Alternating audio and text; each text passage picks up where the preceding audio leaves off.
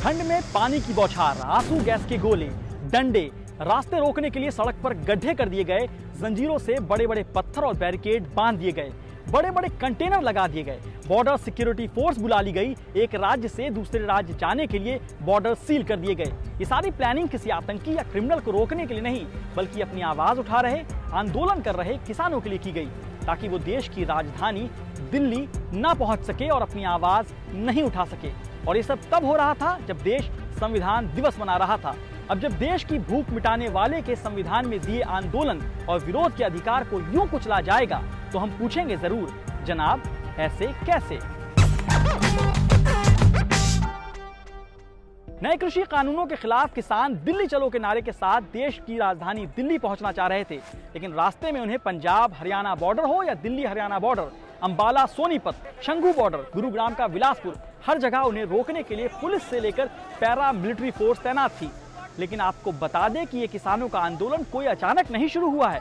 दरअसल मानसून सत्र में केंद्र सरकार ने 3 कृषि बिलों को संसद में पेश किया था, जिसके बाद दोनों सदनों से ये बिल पास हुए और कानून बन गए। इसके बाद से ही देश भर में किसानों और विपक्षी दलों ने प्रदर्शन शुरू किए।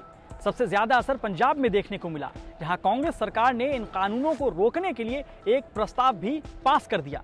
किसानों के आंदोलन का सबसे बड़ा कारण नए किसान कानून की वजह से न्यूनतम समर्थन मूल्य मतलब एमएसपी के खत्म होने का डर है।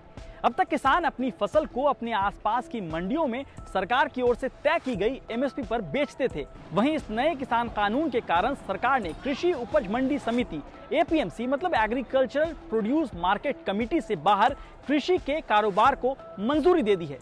इसके कारण किसानों को डर है कि उन्हें अब उनकी फसलों का उचित मूल्य भी नहीं मिल पाएगा। केंद्र सरकार अपने बयानों में कह रही है कि वो एमएसपी जारी रखेगी। इसके साथ ही देश में कहीं भी मंडियों को बंद नहीं होने दिया जाएगा।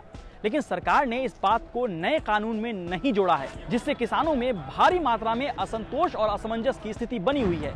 इन्हीं असमंजस और नाराजगी की वजह से किसान कई महीनों से विरोध कर रहे हैं। विरोध के बीच अचानक टीवी की स्क्रीन पर पत्रकार होने का दावा करने वाली टोली किसानों से ही चीख कर सवाल करने लगी है। कौन किसानों को गुमराह कर रहा है? Who is misleading the farmers? किसानों को कौन भड़का रहा है? देश के इतिहास में पहली बार है जब मीडिया किसानों की आवाज के खिलाफ ही देश में माहौल बनाने लगा।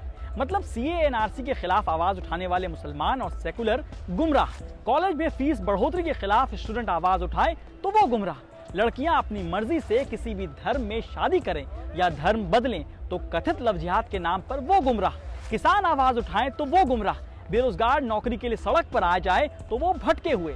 बस मीडिया के कुछ लोग और सत्ता पक्ष सबसे होशियार और समझदार।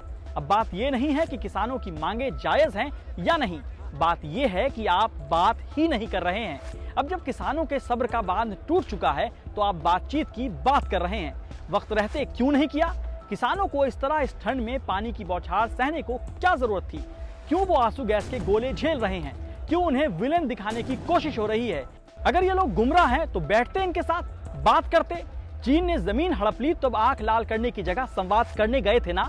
फिर तो ये अपने हैं, इन्हीं का तो खाते हैं। जितना पानी बहा दिया, जितना गड्ढा खोदने में खर्च कर दिया, उससे बहुत कम खर्च और संसाधन में किसानों से बैठकर बातचीत की जा सकती थी।